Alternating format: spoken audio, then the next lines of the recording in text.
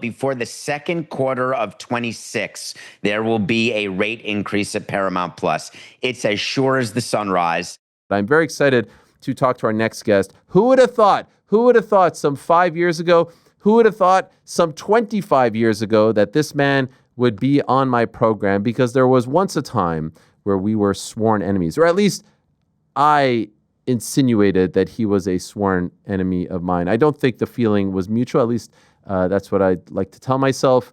But we have now proven to everyone by this booking, by this appearance that you're about to watch, that you can evolve, that you can change, that you can grow up, that you can mature, and that life is too short for grudges. And so when I was thinking about who I'd like to have on this program, when I was thinking about who I'd like to talk to on this Tuesday, as we've now had a day and a half to digest the massive news that the UFC and Paramount have entered into this massive $7.7 billion deal over the course of 7 years, I thought, all right, I want someone who understands the media landscape. I also want someone who has been at the table for some of these massive deals over the years, these rights deals, if you will, from the sports executive perspective. And I want someone who also understands about, revenue sharing and collective bargaining, because that's one of the things that some of the other channels, interviews, networks aren't talking about, but it's one of the first things that come to mind when I think about a deal like this. And then it occurred to me that the perfect person to have on this program to talk about all of this is the host of the critically acclaimed Nothing Personal podcast, which you can watch on YouTube each and every weekday, an insider for CBS Sports HQ, a baseball insider to be exact, the former executive vice president of my beloved Montreal Expos, and of course, the former president of the Florida Marlins, the one and only David Samson. Let us say hello to David Samson. There he is. Hello, David. How are you? Look at us. We've come a long way. I'm a little verklempt. Give me 1 minute here. I've got to recompose myself. That was the nicest, most interesting introduction I think I've ever had. Well, it's sincere, and wouldn't you know it, 31 years ago today, this has nothing to do with you, but it is kind of funny. The players went on strike. My Expos, first place, 6 games up on the Braves. Who would have thought, all these years later, all the issues we've had, that you'd be on my program, and an invited guest, someone that I'm excited to talk to. We've come a long way, and I'm very proud of that. I appreciate it. I'm very happy to be here. Obviously, I love watching the two of us in our media world. And the fact that you just said 31 years ago was 1994, that's something that I grapple with every day. It seems like yesterday, and then you say 31 years, and it's hard to believe. Yes. And so yesterday, I was trying to consume all the different takes and angles as it pertains to this particular deal, which obviously we're in this world, we're in the trenches here, but I love to see how other people are reacting and digesting to it. And I thought you did a phenomenal job on your show, Nothing Personal, which I urge everyone to check out on your YouTube channel as well. And so could I ask, for those that didn't see it, and you can use the benefit of now, a few more hours passing by, when you first heard that the UFC and TKO, their parent company, had entered into this deal beginning in 2026 to take the whole package to Paramount/CBS, not split it up, for $1.1 billion a year, 7.7 over the course of 7 years. What was your reaction? Well, as you know, I do my show live at 7 a.m. Eastern, and this broke during the show. So you have to imagine that my producer, Matthew Coco, was feeding me this while I was on another topic. And the first thing that it occurred to me is, wow, that sounds like an overpay. Let's see if I can understand exactly what went on. And then I immediately went to, oh, this is making perfect sense. The merger got approved. There was a settlement between the president and CBS Paramount for $16 million. Then the merger gets approved. Then there's an announcement that Dana White was able to foment a deal like this, which is tremendous for UFC. And they were able to couch it in ways that they had to walk back, which I want to talk about, that pay-per-view is dead. Yes. But what occurred to me is that this was all very coincidental, how quickly all of these things happened. So they had to make sure we knew, Ariel, that this whole thing came together in 48 hours. And I've been a part of a lot of deals, and you can do a lot of things quickly. I do a lot of things quickly, but a deal like this, $7.7 billion, it doesn't happen in 48 hours. It's something that certainly had to have been talked about contemplated. There are boards to think about. There are regulatory issues to think about. There's getting back to ESPN and saying, hey, any chance for a match, wink, wink, to think about. So it's a very, very good deal. But Ariel, think about what happened later yesterday when Dana White strained himself to say, hey, just so you know, not only is this just the U.S. and we can sell foreign territories, but also all of you media people talking the pay-per-view is dead, forget it. We still have the right to do pay-per-view if it's a special event, and we're going to do pay-per-view if it's a special event. And that got me thinking that, wow, Dana wanted it out there to make sure we knew that you have to get Paramount as a subscriber.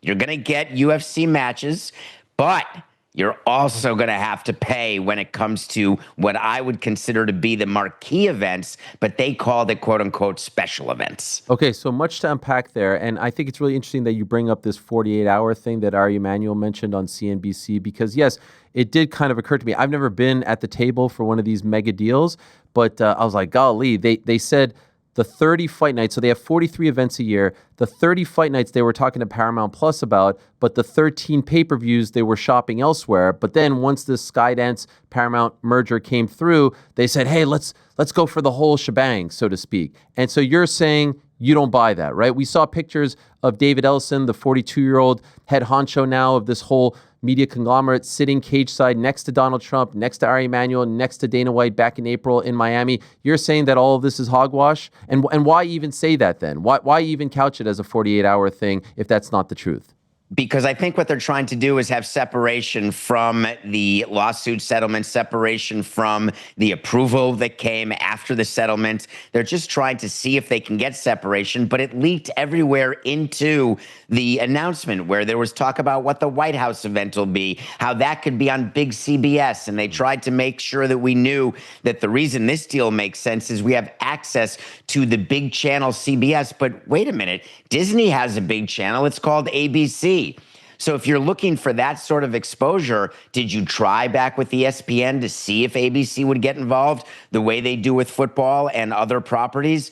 So to me, 48 hours, the reps and warranties inside a deal take more than 48 hours just to sort of think of, forget, negotiate. So I just think what they were trying to make us believe, and the audience, I assume, doesn't care one way or the other, but I cared. I just wanted it to be more honest in terms of why this deal happened and what it actually means for UFC. And we're getting little drips and drabs, Ariel, and I think we're going to keep getting it as this deal unfolds over the next year. To be very blunt, do you think, and obviously we're kind of just speculating here, unless they actually talk about it, and who knows if they talk about it in a truthful way, do you think President Trump had a part in all of this coming together? I think, to me, it's very clear, Ariel. President Trump did not get a news alert on his phone. Right. It's just very unlikely. The way I got the information from Coca in my ear that came from an announcement or an alert, that's not how the president found out about this. And we've already learned that the president gets involved in all sorts of things. There's talk that the NFL ESPN deal may actually get stopped or at some point changed, or involvement with the president. We know he likes getting involved in things. We know this. So therefore, it would be almost a fiduciary irresponsible act for Dana to go forward, or for Ari, for anyone to go forward and not involve the president. And of course, if you're Larry Ellison and David Ellison and you're thinking about Skydance and you're thinking about the merger and you're doing a deal like this, and then the next day, today, you announce a deal with a Saudi-backed boxing league, and I don't think that's how you describe it, but a boxing entity, that doesn't just happen in a vacuum. These things tend to all be discussed together as an en masse plan. Yes, that's a great point. First reported, I think, by Ryan Glass-Steagall, Front Office Sports. We haven't gotten to that yet because it's been such a busy day, but he is reporting that the Zuffa boxing promotion that will kick off on September 13th is also likely headed to Paramount as well. So they're really getting into the business. Now, to leave, you know the power of ESPN. You know how big it is. Not only, the four letters, but then you've got Plus, and you have ABC, and then you have their social media reach. We did the breakdown.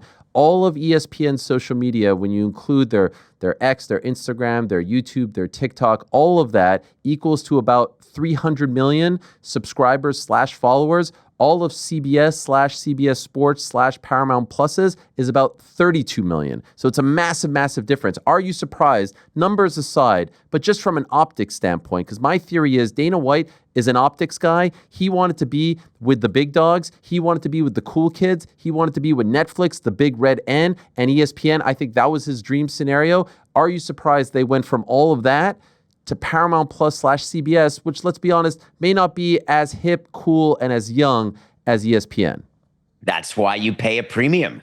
Think about what just went on here. ESPN was approximately, if reports are right, let's say it was at 550. Yeah. It's very convenient that this deal is an exact double. And that's a great story to be told if you're TKO, that you were able to double the rights for UFC. It's a great story for what the valuation is, but it also comes with issues that I know you'll want to talk about, which is about unionizing in the fighters and how that's all going to work with their pay, because when they see money crawling around like the WNBA players, all of a sudden they say, hey, give me my piece. So all of this has to be perfectly planned. But am I surprised when you get a double like that? Ariel, I ask you very simply, if someone came to you right now and said, I will double the value of your show, but you're going to be moving to a platform that is half the size, what does that make me think of? Oh, yeah. How about Howard Stern when he went to Sirius from terrestrial radio? Yeah. You give me $100 million and I'll give you fewer subscribers and I'll be just fine with it.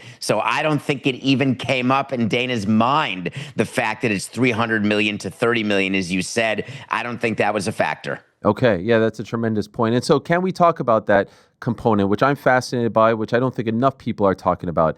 As of right now, the fighters make 0% of this. As of right now, we haven't even been told the base pay is going up. Meaning, if you're a debutant, if you're a fighter making his debut from the regional scene, the base pay is usually 10 and 10, meaning 10 to show up and then 10 if you win. We don't even know if that's going to go up to 20 and 20. They get performance bonuses. So the night of the fight, if you get a great knockout, the UFC will hand out $50K 4 times, usually two fighters who are in a great fight, and then 2 performance bonuses. That's $50K. We don't even know if that's going up to $100K as a result of all of this. And oh, by the way, the best fighters, the champions, historically have always gotten pay-per-view points. So if the pay-per-view hits a certain number, they get X% of that. There's a whole sort of algorithm behind that as well. Now that's all gone because there's no more pay-per-view. And so are you surprised that the fighters are just kind of sitting here being like, yay, my boss has got $7.7 billion, but no one is looking around saying, wait a second, the salary cap goes up in the NBA. They get 50% of the revenue here. The baseball players have this. None of them say, but wait a second, we're actually making none of this. I have to imagine that they're not, doing the Snoopy dance right now, because just because your boss gets double doesn't mean that you'll automatically get double. But that said, there's got to be another conversation, because what you just did was funny math, which is, well, the media rights went up by double, therefore our purses should go up. And it doesn't normally work in lockstep like that. But remember, what UFC fighters were making was a tiny, tiny WNBA-like proportion of overall purported revenues of the entity. But they have no rights. They have no ability to do anything different other than not to sign the contracts. But what about the fighters who did sign the contracts, who do get points on pay-per-view? If those matches disappear, what do? Well, we saw this with actors who actually had deals where they got percentages of the gross of a movie or a percentage of the theatrical release money, and they realized, wait a minute, this is going straight to streaming. The studios are making a ton of money, and I am absolutely left out in the dark. There was a strike. The SAG-AFTRA strike was about that and AI, and it ended up changing how payments would happen. Scarlett Johansson led this fight, as a matter of fact. And so I believe there will be somebody, some lawyer somewhere is going to stand up and say, come with me. We are going to talk to Dana, and we are going to get our share. It's not going to be 50% like the NFL or the NBA, but it's got to be bigger than what it is now, because the fighters have to believe that what is CBS Paramount going to show if they all decide not to show? But it takes guts to do it, but that's how unions start. I appreciate your optimism, and I think you're coming from a major stick and ball perspective. I think by now, in my lifetime, I have reached the conclusion that it's never going to happen. That the fighters, for whatever reason, feel like, hey, I made it this far. I don't want to rock the boat. It's not worth it. I'm going to get penalized. They'll just find someone else to replace me. The 3 letters are the most important part of this. I don't see it happening. If it hasn't happened by now, I don't see it happening. So what you're describing is exactly what happens 8 days before a union happens, where you say to yourself, listen, I can't be the one. But eventually someone comes around who says, this may not benefit me, but this is going to benefit everyone who comes after me. I like to call it, on Nothing Personal or just when I'm having a conversation with people at dinner, I call it the CFE. Not CTE, the CFE is the Kurt Flood effect. Okay. The Kurt Flood effect is, I'm going to do something that's going to change the world, and I am not going to be able to live in a mansion, but I'm going to be associated with something that made a huge difference. He, of course, was the beginning of free agency in Major League Baseball. There's going to be a Kurt Flood in the UFC. We just don't know who it is. Yeah. And then I guess it is kind of magical in a way that we are talking on the 31-year anniversary of the player strike, because all that led to the union, which led to the strike, which led to the stoppage, which led to the World Series getting canceled. I think it would be fascinating if it happened. Are you surprised, though, that the fighters don't look at the other sports, your sport, basketball, football, and say, we are being treated the same way, yet we don't get half the rights? Are you surprised that they don't look at it that way? If they're smart, they won't, because what unions do, you can definitely look at what other sports are doing and use that as sort of a roadmap, but you can't skip steps. Picture it like a game of chutes and ladders. There's no way to get up a ladder or down a chute. You actually have to proceed through the board. The WNBA is trying to get to where the NBA is without passing go. You just can't do it. I just mixed my game metaphors, but that's the concept. The UFC can't look at the NFLPA and say, wow, we can be that, although that's a total mess right now. Bad example. They can't look at the MLBPA and say, hey, this is the power we're going to have, because they're just not ready for that. But you got to start. And that's what's been interesting to me, is that no one has started because they've been so scared of Dana just to raise their voice. And that's what happens. That's how management wins everything over employees, when they're all too scared. What you do is you find one rabble-rouser, one person who's willing to stand up and speak. And even if they get shot down, and I mean figuratively, obviously, it still plants sort of the kernel for the fighters to actually combine and then collectively bargain. To me, it's the number one story, not the merger, not Paramount getting the rights. The number one story is what happens to the structure of UFC given these deals. Could I ask, when you were on the ownership side of things and you were an executive, when a deal like this was about to be signed, and I'm sure there was one in your tenure because you were around for so long, did the Players Association get a heads up of any kind because of the collective bargaining agreement? Did they have to be involved in it at all, or are they only told, sort of like these fighters? Like, we had the UFC heavyweight champion on the show, and I was explaining to him the deal. He had no idea. No one had called him. How does that work when there is, in fact, the Players Association? So you have to differentiate a player from the association. Are there always players who have no idea what's happening? Sure. Of course. But in terms of when there's an association, there is communication with the union. As much as MLB and the MLBPA are always positioning themselves publicly, they're always fighting and always taking opposite positions, there's communication that happens below the commissioner and below the executive director among the workers for each entity. There's communication that happens all the time. When you have a union you're working with as management, you want as few surprises as possible, because surprises lead to misunderstandings, which lead to entrenched positions, which lead to arguments, which can lead to stoppages. And you really don't want that. But in this case with the UFC, they have gone unchecked for so long that they don't feel they have to report to anyone, absent maybe the president of the United States. And that's part of what I think you're going to have to see change. And that will change when someone takes a leadership position and convinces the fighters to join them. You mentioned 50% goes to the players in the NBA, NFL. What is it in baseball? There is no set percentage because there's no salary cap. Okay. So in a salary cap sport, it's pegged to what is net defined local revenue.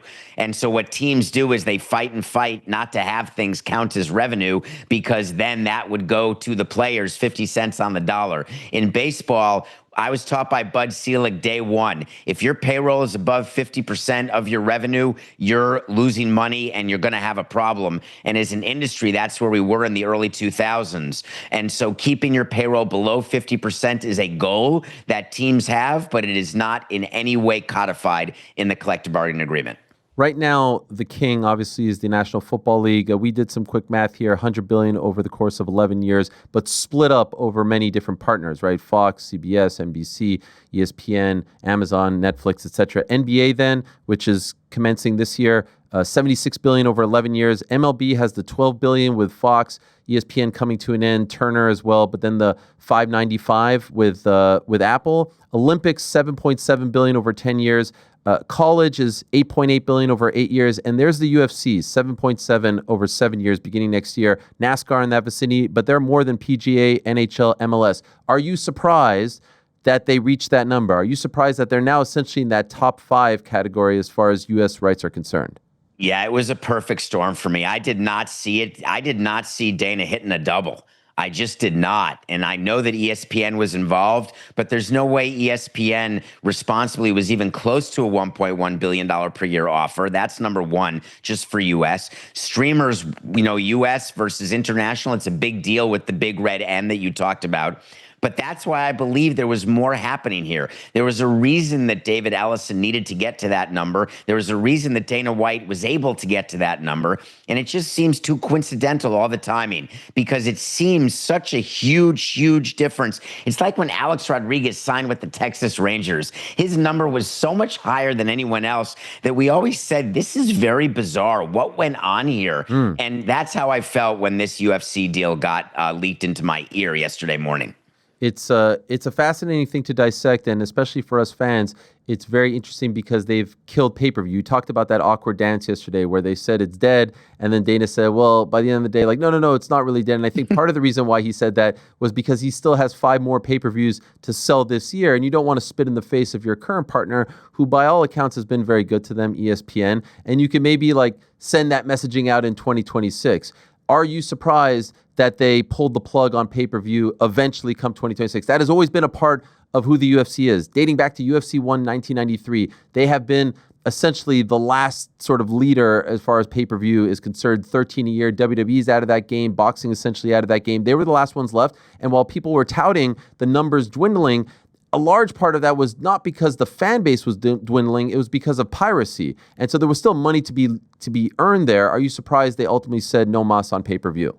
I'm not, because if you read between the lines of what was said, when you're dealing with public companies and you're dealing with share prices, one of the statements that was made is, we didn't love that pay-per-view created sort of these big bumps in our revenue, where a good pay-per-view, all of a sudden we have huge earnings, and then all of a sudden a small pay-per-view, it's down, and it's very bumpy. What companies like, because shareholders like it, because equity research analysts like it, they like streams of revenue that they can count on. They like to know that you're getting $1 billion over 12 months. Here's how it's going to be paid. You're going to do a projected revenue, and that's where you're going to be. Therefore, you're going to have earnings per share. Therefore, we can set a stock price, and we can be confident with our clients that you're a good buy or a safe buy. And so consistency matters. And pay-per-view definitionally is inconsistent. So when you can take the inconsistency away and replace it with a steady stream of revenue, that is preferred by just about every company. By the way, they still have more to sell off. They've got a contender series, sort of like a prospect show that they haven't sold off. They've got a reality show, The Ultimate Fighter, that they haven't sold off. So there's still more money to be made. I'm curious about your perspective on ESPN. I always enjoy your chats with Pablo Torre and John Skipper. You guys do a great job of breaking down the media landscape. What do you make of the moves that ESPN has made as of late? The deal with the NFL. They signed this big WWE deal last week, which no one saw coming. And generally, it seems like it's either the sky is falling or ESPN, they're back and they're a behemoth. Your perspective on the worldwide leader. Have they ever not been a behemoth? I'm thinking back to maybe the days of curling and Richard Simmons is maybe the last time they weren't a behemoth. And by the way, the interesting thing that we'll notice when this deal with Paramount gets talked about more, you just talked about the inventory. and the inventory that remains to be sold. And deals like this that you cut, very often, if you are Dana White in the UFC, you have to give your partner a first look, or you have to give them an exclusive negotiating period for additional entities that could at any point be available for sale. So Paramount may not be done in how much money they give to UFC for some of these other events. So then you talk about ESPN. ESPN clearly understands what their job is.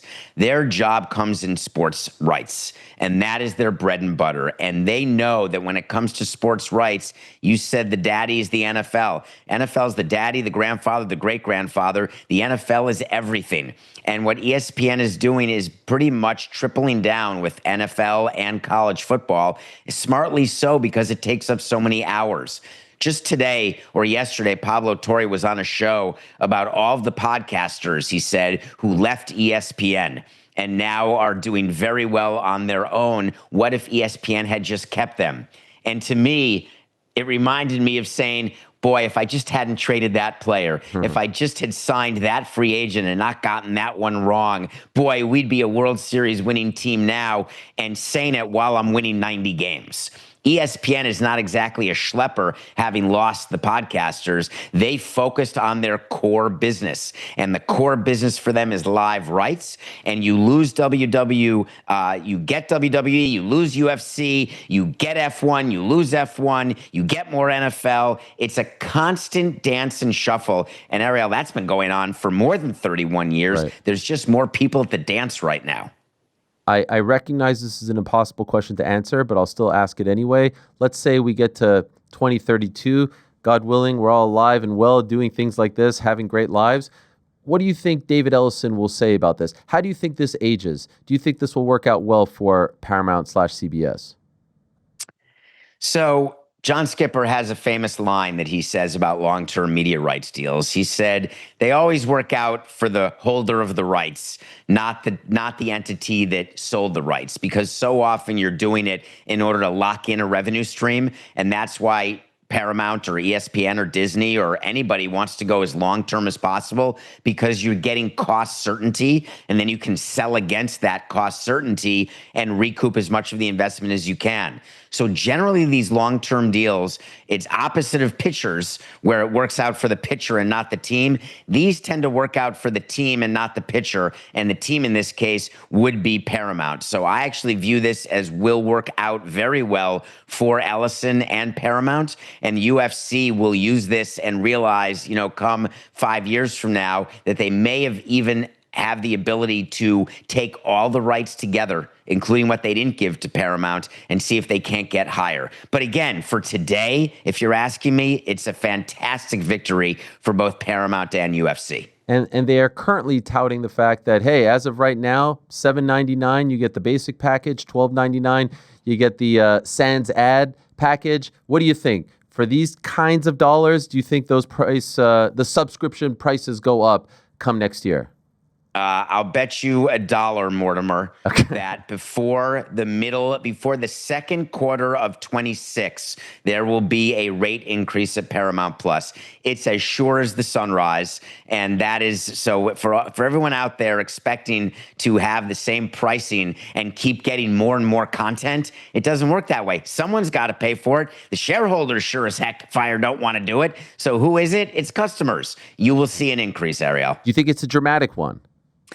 What does that mean? So from a percentage basis, if it goes from $8 to $10, that's a 25% increase. Right. That's not nothing. So dramatic, are we going to define it like in dollars? If it's $2 more a month, $24 per user, dramatic for some people, maybe. Some people would say, oh, at $10, it's a slam dunk for $120 a year. Look what I get. But in terms of percentage, it's pretty huge. So depending on your definition, I would say it's either dramatic or not dramatic, but it definitely will exist. I'm always fascinated by what, and for lack of a better term, I call you an outsider because you're not like a fight guy per se, but what outsiders think of this crazy world that we sort of live and breathe. And so this behemoth that has become TKO with Ari Emanuel, Mark Shapiro, who you recall from the ESPN days, Nick Khan, who I'm sure you know of as well, Dana White, like these power players from the world of sports and entertainment coming together to build this. And then the deals that they have cut over the last couple of years in particular, from the Netflix deal to this ESPN deal to the Paramount deal. What do you make of what they're doing here with the combat sports world and now bringing in this Saudi-backed boxing league that kicks off next month? Well, they realize that the sum is going to be greater than the parts. It's why you see today the announcement that ESPN, Bob Iger sort of said it, we're going to offer a bundle with our new DTC ESPN. We're going to offer a bundle with the new Fox streaming, which sounds like Venue, that entity that, was dead on arrival. And so what you're noticing is that what companies are trying to do is they are trying to combine. They're trying to be a one-stop shop where if you do business with me, you're going to get everything you need from start to finish, whether it's production, whether it is talent, whether it is content, live, sports, movies, documentaries. It's sort of all in. This all-in delivery is trying to keep people with them. But what's happened is there's so many streamers, and people thought there'd be way more consolidation by now, and that the leagues are spreading their inventory out. You just dropped an et cetera during this segment where you were listing the places to watch the NFL, and you ran out of breath after 6 locations and just went right with et cetera. Think about that concept. That is why the NFL does it, because they get to maximize their money by giving packages to different properties. And that's certainly one way to do it. And you just heard Dana White, that's what they're doing with UFC. Okay, this has been amazing. Would love to have you on in the future. Before I let you go, please indulge me. Give me a fun Expos memory. Can you give me one? Like, I read this great story from FP Santangelo before your time about him showing up early to the stadium about like 3 hours early, and they were not going to keep him around, and then Felipe Alou puts him in the starting lineup, and thus his great career begins. And the lesson was just always show up early. He now shows up early. And I was thinking, oh man, Olympic Stadium back in the day, this is my childhood. Can you give me a fun Expos memory before we go? I'd love one. And I'm putting you on the spot, I know. No, it's perfectly fine. I loved my time with the Expos. And I would say my favorite memory is when I spent my first ever spring training trying to figure out whether Michael Barrett should catch or play third base. And we moved Michael Barrett to third base so Chris Widger could catch. Yes. Stay with me. Yes. Opening day, my first ever game, Kevin Brown pitching for the Dodgers against Dustin Hermanson for the Expos. And I didn't know baseball. It was my first ever regular season game. I'm sitting there with Jim Beattie, who was the GM at the time, and the first ground ball, of course, went to third base and went right under Michael Barrett's legs. I couldn't believe it. We spent weeks trying to do what we thought was best for the team, and immediately it was E5, and I said, oh my God, is this what it's going to be like? We lost that game. I think if you look, I think it was 10-4. Kevin Brown beat us, and it made me despondent because I thought we'd lose 162. But I loved Montreal, and I loved I love going back, believe it or not. You know I do. Yeah. And I love all of the attention that the Expos get on social media because their brand is still alive, and I want them to continue to be in the mix because it's such a great city. Oh man, those names, I've not heard those names in a while. Chris Widger, I think we acquired him from Seattle, if memory serves me correct. Loved Michael Barrett. Dustin Hermanson, a legend as well. The good old days. David, love this. This has been great. Keep up the great work. Love the show. Love everything you're doing. Love when you show up with the Meadowlark Boys as well. Appreciate you very much. Tremendous insight that we couldn't get anywhere else. So thank you so much for this. Really appreciate it. Thanks for having me. Have a great day. There he is, the one and only David Samson, the host of Nothing Personal. Many, many moons ago, opening day, I do believe it was 2000, I saw his stepfather, Jeffrey Loria, in the concourse of Olympic Stadium prior to game 1 of that season, I believe against the Mets. My friends and I had all painted "Why Not Us, Why Not Now" on our chests, and I walked up to Jeffrey Loria and I said, "Thank you for saving my team," hugged him, and then eventually found out that, they didn't really, and he would probably dispute this, have any intention of saving the team. They wanted to move the team, but in that moment, the vibes were very high. Optimism was at an all-time high. And of course, I had this famous debate with David on the Le Batard show during the pandemic. never would have thought he'd be on the program, but I have grown to love and appreciate him very much, and he does a great job breaking things down, and I hope you appreciated that as much as we did, because I think it was great insight from an outsider's perspective into what this all means and could mean, in particular, for the fighters. Thanks for watching this video. Before you go, if you haven't already, hit that subscribe button for us. Also, give us a thumbs up, leave a nice comment. These things go a long way. And while you're here, do check out the rest of the channel. We've got live shows and full interviews, clips, and a whole lot more. We're doing big things here, and we appreciate your support very much.